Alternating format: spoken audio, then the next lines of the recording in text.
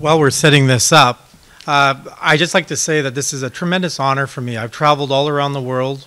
This is the first time that I've had the opportunity to come to Poland, and it's an extreme honor, especially with the esteemed guests that we have today, the leadership of the Polish Fire Service, as well as our friends from Germany and France. This cancer presentation, cancer and occupational disease presentation, is something that I do to not only educate, but to assist government officials in dealing with the issue of cancer and firefighting. My name is Alex Forrest. I'm a Winnipeg firefighter, but I'm also a lawyer. I've been a firefighter for 25 years. I represent Canadian firefighters as Canadian trustee.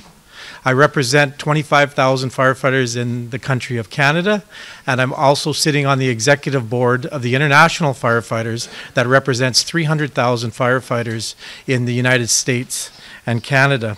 I've also made many presentations, written many articles, and I have literally made myself, for the last 15 years, tried to make myself an expert in the field of occupational disease, from everything from analyzing scientific studies to the legalities of laws that assist firefighters in dealing with occupational disease such as cancer.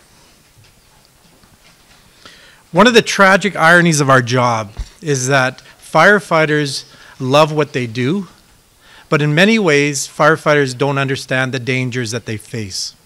It's not only the dangers of going into that fire at traumatic on-line duty accidents, but it's also about the occupational disease.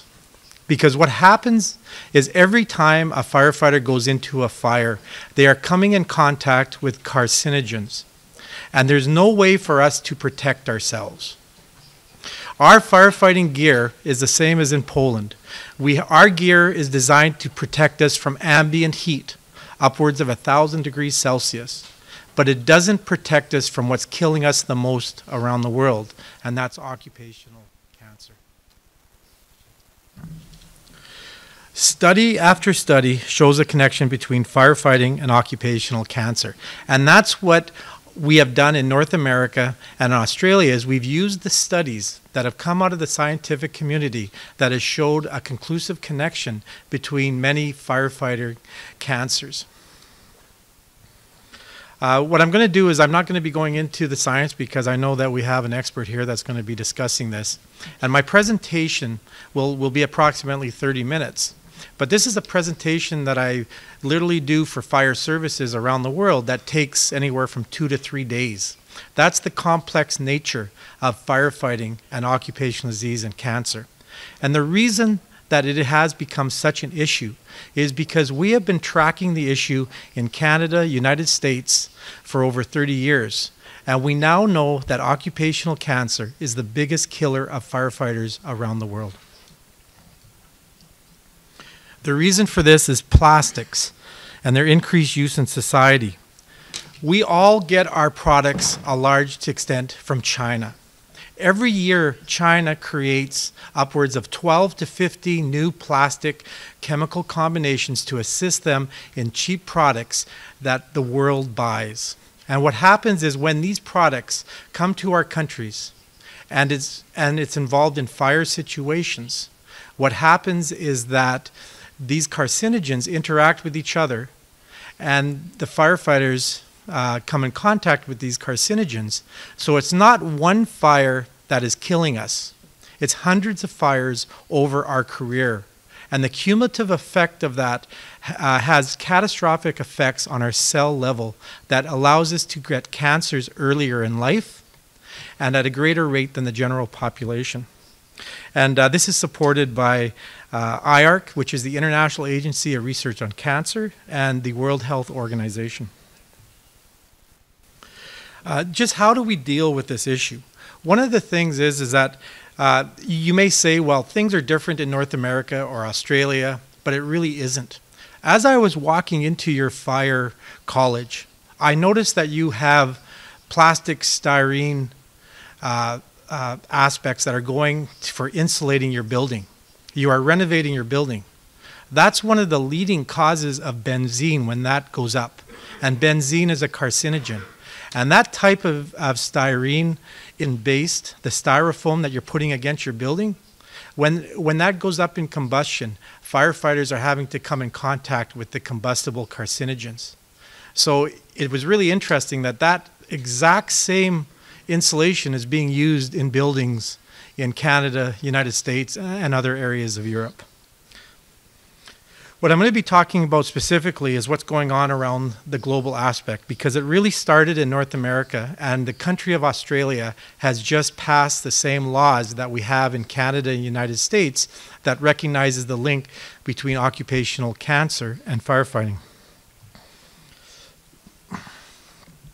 And even though I've been doing this for 15 years, you have to remember that I'm speaking as a firefighter, and I've seen brothers and sisters that have succumbed to occupational cancer. And I can tell you that right now in Poland, there has been firefighters that have died, most likely from occupational cancer caused from their job, and there's been no recognition. There is also firefighters in Poland that I know that are suffering from occupational cancers that would be covered and supported in Canada, United States, and Australia through legislative laws. One time, when I started this in the mid-1990s, ignorance really was bliss. I was a young firefighter. But what was happening is we had a large number of firefighters dying of cancer in my city that I worked. And it was greater than the general population because many times these cancers were cancers that were hitting firefighters at a very young age, and they were hitting them at a very high level. And at that time, I became interested in this, and we started looking at the science that was there at the time. In the 1990s, USA and Canada, as we represent the 300,000 firefighters, we had a tremendous amount of firefighters dying of cancers. And these were healthy firefighters with no genetic predisposition. They were very healthy individuals. And we know that cancer, we aren't saying that all cancer involves firefighting, but there are certain cancers, especially the filters of the blood, that we found very high rates of cancer. Because one thing you have to realize is that our gear protects us from ambient heat, but it has to be able to breathe. So what it does is it allows chemicals to come through our suits. And I got a study that I will show you in a second that shows to what level our gear cannot protect us. And it's not just the breathing of these chemicals, it's the absorption into the skin. And some of the highest rates of cancer occurs in the filters of the body, such as the biggest organ, skin, as blood cancers, kidney, bladder, etc. Because after a time of firefighting, you see that firefighters become more susceptible to these cancers, and thus they die.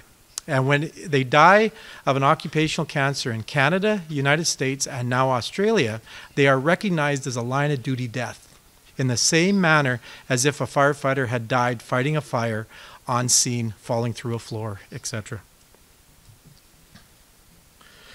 The early science was very awkward because science is a very tough subject because you have to have specific terms of reference. You have to have a large enough group to be able to make a statistical significant impact. And firefighters really are a very small portion of the overall population. So when the early science started, there wasn't a lot of research, there wasn't a lot of methodology that was able to look at firefighters properly. So it wasn't that the early studies were didn't show a connection. Many times it was inconclusive. They said that there was something there, but the studies weren't able to delve into it. Now, in the 2000s, we are now seeing that there's a lot of science that are looking at firefighting, and they're seeing the aspect of firefighting and cancer and the connection. And as I said, we have an expert here that's going to talk about the science, but I just want to say is science is, when you're looking at an issue in science, it's like a big puzzle. And every study is a piece of that puzzle. And over the last 15 years, you're seeing the pieces come forward. You're seeing the Korean study. You're seeing the Australian studies, the Canadian studies, the Paris studies, the Stockholm studies. And each piece is coming together, and it's showing a picture of tragedy. That picture is that firefighters have a very high risk of cancer, in specific cancers. Some of the early studies were Giudotti, Barris, Demers. And part of the issue was when a firefighter died in the mid-1990s in Canada, United States, these firefighters died, and many times their families were put into financial problems because they weren't supported by the government. They weren't supported by the fire service. So what we created in Canada, United States, and Australia is what's called presumptive legislation, where the government says that they agree there is a connection between firefighting and cancer, but what we're doing is we're going to create a set of legislation, laws, that will allow firefighters to seek compensation in the exact same way as if they died on the fire scene. Because in Canada, United States, and Australia, there's no difference for us. A firefighter that dies of occupational cancer is held in the same esteem, is declared a line of duty death in the same way as if a firefighter died on the fire scene. And this is a tough thing for firefighters to be educated on. And that's what I'm doing here today, is this is just the first step of trying to educate at a very, very large level.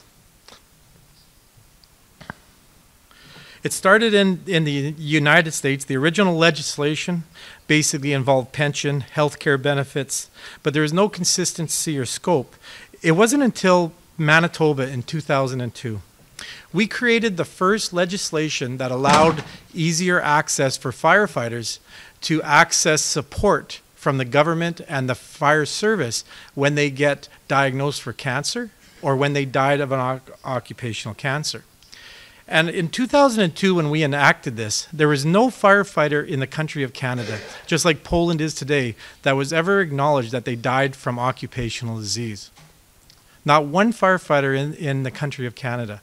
In 2002, Manitoba, which is the province in Canada, became the first in Canada to acknowledge the link between firefighting and cancer.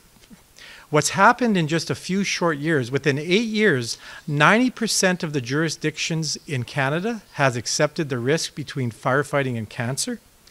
And in my city alone, Winnipeg is a city of approximately 1,200 firefighters. And prior to 2002, not one firefighter had ever been diagnosed with a cancer that was deemed to be occupational in nature. Since 2002, we've had over 200 firefighters diagnosed out of a population of 1,200 active firefighters. That's one thing that I really find. When I go into jurisdictions, you really don't know the depth of the problem until you start taking statistics, until you start looking at this. And what I find is that when I talk to the doctors in these various cities and they deal with firefighters and cancer, they say that firefighting cancers are usually more aggressive. They attack firefighters earlier in life, and they actually treat cancer differently for firefighters as they do the general population in many ways because it metastasizes throughout the body.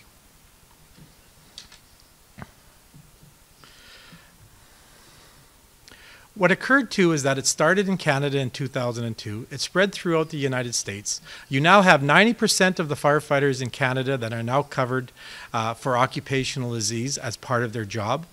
40 out of 50 states recognize firefighters that have occupational cancer will be supported. And in Australia in 2010, I made the presentation very similar to this, is I made the presentation to a very small group of firefighters. And in 2010, but there was a minister of Australia that was sitting there.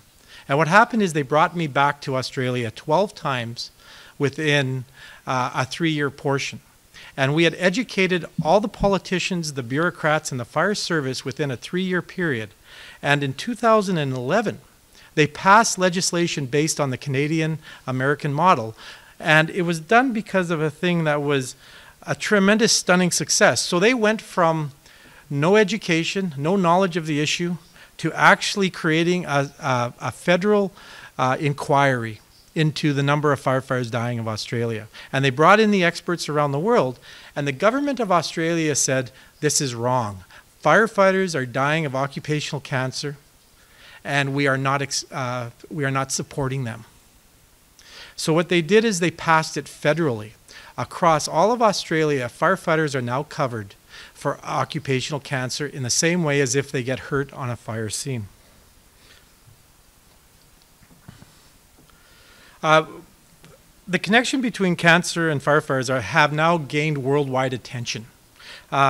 I've actually attended to IARC meetings, the International Agency for Research on Cancer, and they have looked at firefighters, and they actually classified it as a 2B aspect of connection with cancer. IARC did it for the first time in 2007. They said there is a connection to plastics. They listed the amount of carcinogens that are at every single fire, and there was literally dozens of Class 1, Class 2A, and Class 2B known carcinogens that firefighters come in contact with at every single fire, whether that's benzene, whether it's polycyclic aromatic hydrocarbons, there's furans, dioxins, any type of chemicals that were on that list of Class 1 in a combustible state is very toxic to the human being. And firefighters have a direct contact with that. As well, there was a large study done in 2006, a Lemaster study that looked at 120,000 firefighters over 35 studies. And what made there is that they did a meta-analysis of all the research to that time. And Grace Lemasters said, from these studies, we can conclude that there is a connection between firefighting and occupational cancer. This was the largest study at the time.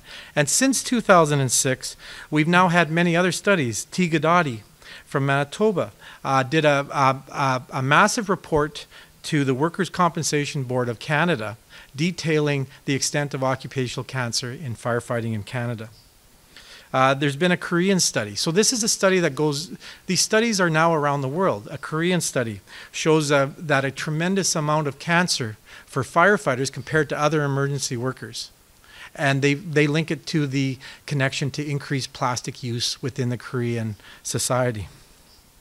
The Nordic Study, we have an expert here, some tremendous research that is going on in the Nordic communities. And I can say that the organizations that are really pushing this in Europe now is the organizations out of Sweden, Denmark, and these are extremely important organizations that are now putting it forward. And I truly believe that the European Union within the next 2 years will have acknowledgement of firefighting and occupational cancer in much the same way that we have in North America. It's a different political system, and there's different aspects to go through, but I believe that it's moving forward. We are now getting members of European Parliament that are working with us. I have made a presentation to the European Parliament in Brussels with other experts, and it's now got the attention of the European Parliament, and all of Europe is looking at this right now. So it's very appropriate that Poland is now looking at this issue as well. The Monash University study, Australia. I had the honor of sitting on this study as a technical advisor. I was brought into the University of Monash, and it's the largest study ever done in the world of firefighters. You're looking at over 150,000 firefighters. And what this study said was that, yes, there is a connection between firefighting and cancer. Overall, there is an excess of cancer. And not only was there an excess of cancer, but the cancer, the longer you work, the greater the chance of cancer because the greater exposure. The younger the firefighter is, the greater chance of exposure. This study just came out in January of 2015. And this study really summarizes everything that's come out. Again, another piece of that puzzle.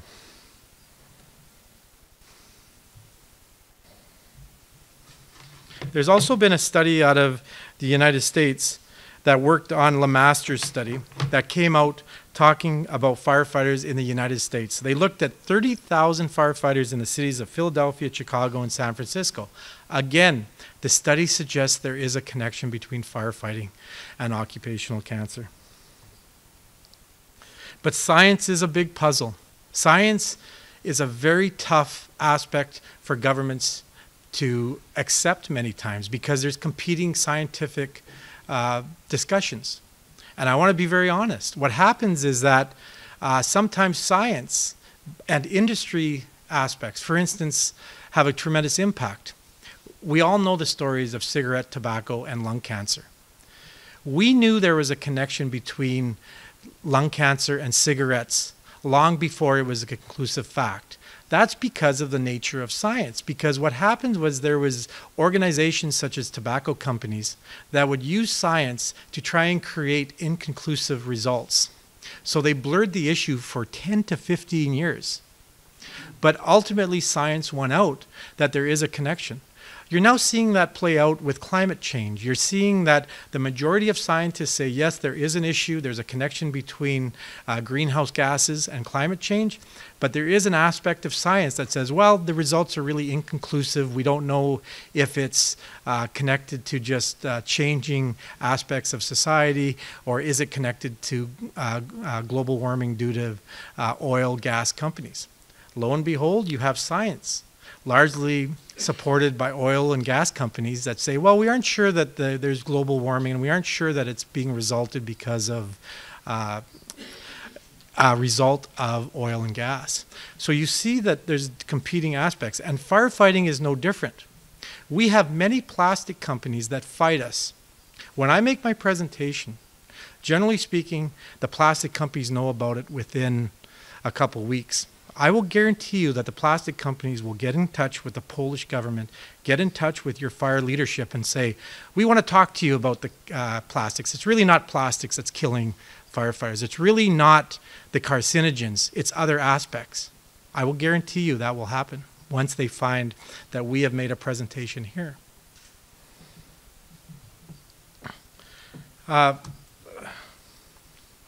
We come in contact with dozens of chemicals, class 1, 2A, 2B. This is an IARC. And not only do we come in contact, it's because it's increasing. The dangers to firefighting is getting worse than it was. Even though our protective equipment has increased its safety protocols by 200% in the last 10 to 15 years, the toxicity level of fires may have increased 500% because there's more plastics in society. Fires are becoming more dangerous because of plastics, because of the chemicals. And every time these chemicals are created and through combustion, they compete with each other. There's a synergetic effect. So that 1 + 1, if you have benzene and you mix it with a polycyclic aromatic hydrocarbon, 1 + 1 is not 2 on the toxicity level. 1 + 1 might be 5. So if you have 4 chemicals, 1 + 1 + 1 + 1 is not 4, it might be 20 times more lethal to the human body. Compared to even 10 years ago, building materials, electronics, flame retardants, even flame retardants in the United States and Canada, we are fighting a battle against chemical companies because we are finding out that the products they put on everything from couches to furniture, those flame retardants are causing chemical reactions that are dangerous to firefighters. The longer you work as a firefighter, the more cancer you see. Chemicals combine to exposures, the synergetic effect. In toxicology, that's where you have the combination of the chemicals. Every time you combine the chemicals, it becomes a toxic soup for firefighters. As a firefighter, I will go into a fire on a Saturday, and I have the best protective equipment that money can buy. But it gets through our gear. And I can decontaminate after a fire. I can have a shower. I don't fight a fire again, but on Wednesday I go for a shower. And I haven't fought a fire since Saturday. And I notice that the water is still black. That's because the carcinogens are coming out of my pores. And you can smell it. That's what we deal with as firefighters today. We cannot protect ourselves totally from this danger. We have worked so hard to minimize the dangers in North America, everything from protocols to training to education. But at the end of the day, we still come in contact. And I have a study that I just want to talk about for a second. It's called the Particulate Infiltration Study. And what this study says This was done in conjunction with the U.S. Department of Labor and the U.S. Department for Military Studies. And what happens is that it was a fluorescent aerosol screening test. And what it does is we took particles that replicated carcinogens in particles in fires. And what we did is we dressed firefighters up in the gear, and they went through a controlled environment to see if the particles would infiltrate the gear or not. The subjects were wearing full SCBA, which is breathing apparatus, and they were wearing turnout gear, or the firefighting clothing that they would go into a fire. And we used silica powder because it had the same infiltration and size of carcinogens that are on soot that contains many of the carcinogens. So what they did is afterwards it was a controlled environment. We ensured that the people were completely done up in their firefighting gear just to see the level of infiltration of the particles. They performed basic firefighter movements in controlled environments. Then we subjected them, they took their clothes off, and we subjected them to sensitive black lights to expose the particulate infiltrations in gear. The particulates were seen throughout the inside of the gear. So this is the environment that they went through. This is a person and the firefighters would walk through, they would do various things. They would put up a ladder, they would carry an axe through, etc. And then afterwards, we would take the subjects. And you can see around the face, any white areas is the silica particles that have got on the face. And you see high concentrations of these particles that infiltrated the gear around the jaw, the neck, the crotch, and different areas. Wherever the gear comes in contact with an opening, you see a greater level. And I'll talk about the jaw, the neck, and the crotch in a second, because that's an important aspect. So what you see is throughout the gear, even in the chest area, you see high concentrations of the silica powder that went through the gear. Even on the legs, the high concentrations around the crotch, which is very important. So it shows a conclusive pathways. We know that we come in contact with carcinogens. We know our gear does not protect us. We don't wear a hazardous material suit into every fire. We wear firefighting clothing. And that gear has to be able to breathe. If it doesn't breathe, it would cause other issues such as heat problems. It conclusively shows that as a firefighter, we cannot protect ourselves. We need to stress hygiene, clothing turnover, maintained, cleaning after every use. After every fire in North America, we package our gear. We clean our gear. We ensure that the gear is clean. There's no contact with our firefighting gear in the living area or working area of any fire halls. And one of the things, I mentioned the jaw, the neck, and the crotch. As your skin temperature goes up, average 2 to 4 degrees in a fire, your permeability, your ability of your skin to absorb this crap, is 200 to 400 times more permeable around the jaw, the neck, and the crotch. And this is very frightening because the results are underestimated. I know that will probably get into the healthy worker effect. But firefighters, there's studies that show, and it was replicated in the Australia study, that firefighters, when they join the fire department or fire service, they are generally healthier than the general population. So what happens is a firefighter has anywhere from 20 to 30% less likely of getting cancer because of their physical fitness, because of the ability of a firefighter to be in the top 5 percentile of physical fitness. When they join the department, they have to go through physical tests as well. But within 5 years, in many studies, we see an amazing increase in the chance of cancer of those firefighters. So when you say that a firefighter has a doubling of risk of the general population, that's probably 3 to 4 times the level of risk that that individual would have if he never fought a fire, because he's in the healthier part of society. That's called the healthy worker effect. We need to treat these cancer deaths the same way as a line, tragic, trauma, injury on the fire service. Because it's not one fire that's killing us, it's hundreds of fires over our career.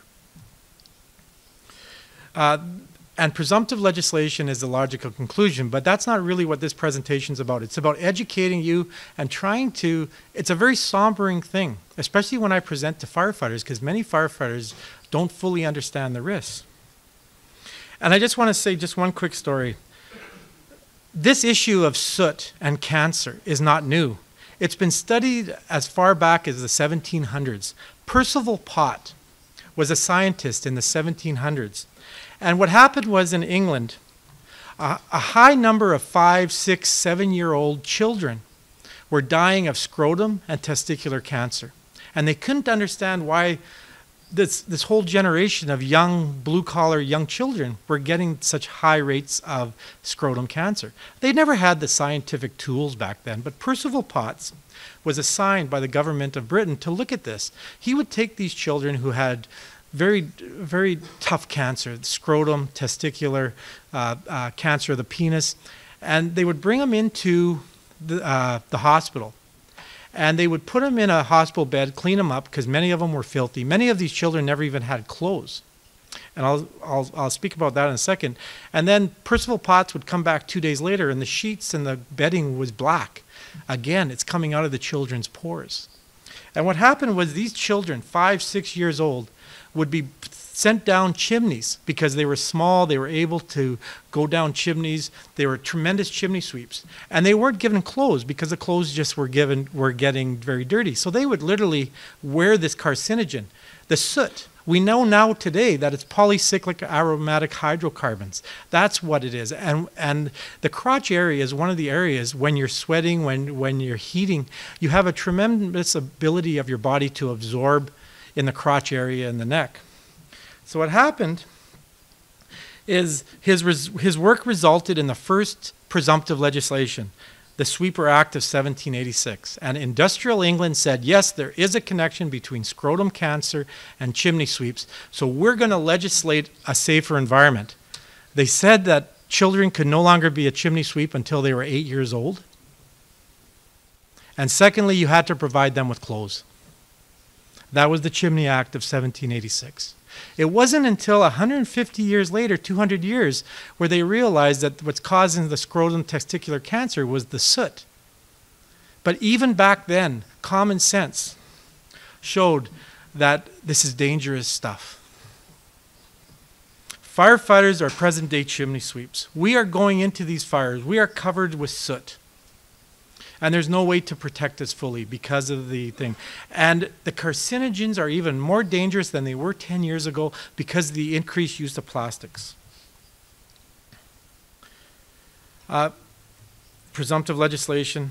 One thing the legislation does, and health and safety legislation that governments put forward, it puts pressure on employers to make sure there's a healthy worker environment, because it ensures that firefighters have as much support as possible in their workplace to keep their gear clean, to have decontamination processes. Every time you build a fire hall, you ensure that you have diesel particulate system withdrawal systems so that you aren't putting diesel particulates in the hall. You ensure that all firefighting clothing is assigned to a specific room that's airtight, that is ventilated outside. That's what we do in Canada, United States, and now Australia. Because legislation is a great educator, and it pushes employers.